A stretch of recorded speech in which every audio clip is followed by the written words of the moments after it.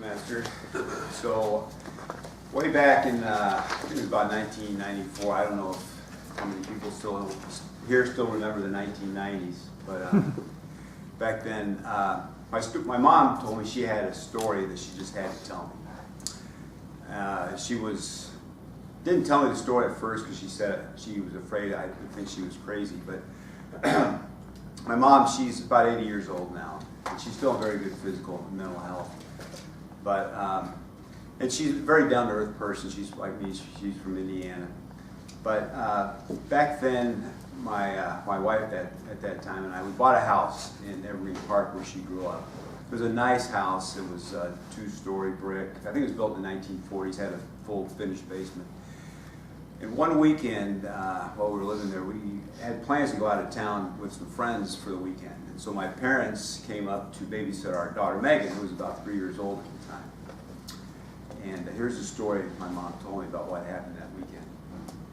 She said that Saturday night she went to bed with our daughter Megan in the same bed in the bedroom down on the first floor.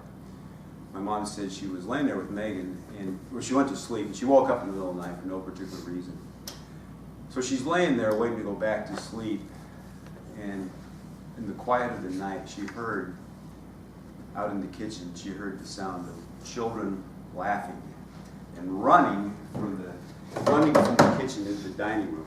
And there's no children in the house other than my daughter Megan. So she's laying there trying to comprehend what she just heard. And if that wasn't enough, she said Megan raised her head off the pillow and didn't even open her eyes and said, "I already told you I can't come and play." My mom is freaked out. I mean, wouldn't you be? She's trying to comprehend what has just taken place. My dad's sleeping upstairs. She doesn't know what's going on. So she tells me that story. And so what do you think I said to her? She was crazy. I told her I'd heard this before too. In fact, the 3 years that I lived there, I actually heard this happen 3 different times. I heard the children in the kitchen laughing and running into the dining room. I had ghosts. I had spirits.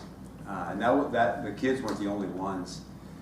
At that time, I was trading at Border Trade, and I spent a lot of time in our basement because I had my trade station down there, and I would sit on the couch down there, poring over my charts.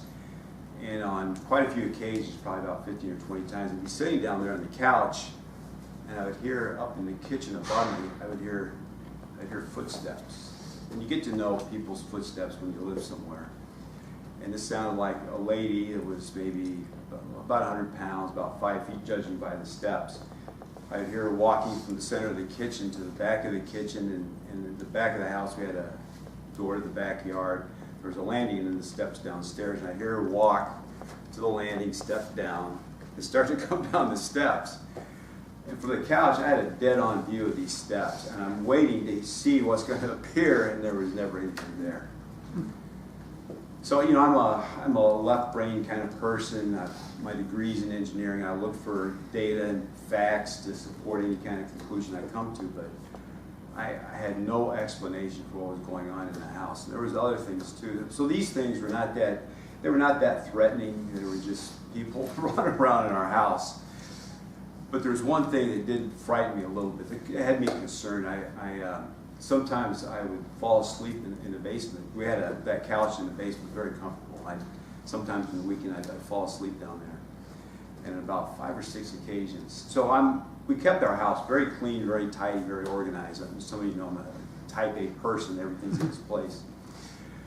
But on about 5 or 6 weekends, I would wake up on the couch, I'd look out, and whereas everything was put away the night before, the basement was now in total disarray.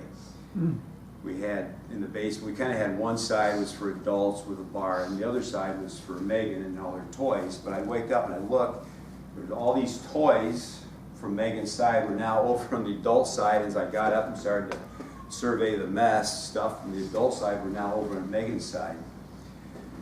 And so this started worrying me a little bit. I remember in particular one time waking up, and I woke up and I look and I see this mess out in front of me, and I'm kind of scanning the room. And I looked down, and there was, at the end of the couch, there was a big speaker. And on top of that speaker, we had a big table lamp. and I noticed this lamp hadn't been knocked over, it had been picked up and set, and it was now balanced on its side. It was as if now there's these spirits are saying, we're here, and look what we can do. So I don't know what you would do if you were in that situation. I moved out after 3 years and didn't really get a chance to investigate. But you have to start to ask yourself, if science really can't explain everything. For example, how does gravity work? You know, you've got all these objects in space. We know they're pulled together, but we really don't know why gravity does that. Or, hundreds of years ago, the smartest people in the world knew that the world was flat. Of course, we don't know that today. So I think you have to ask yourself if science really can't explain everything. I think that we really have to open our minds and really be open to other ideas, other realities, other things that we just don't get, and come to the realization and be comfortable with and good with the fact that there are some things out there that science just can't explain.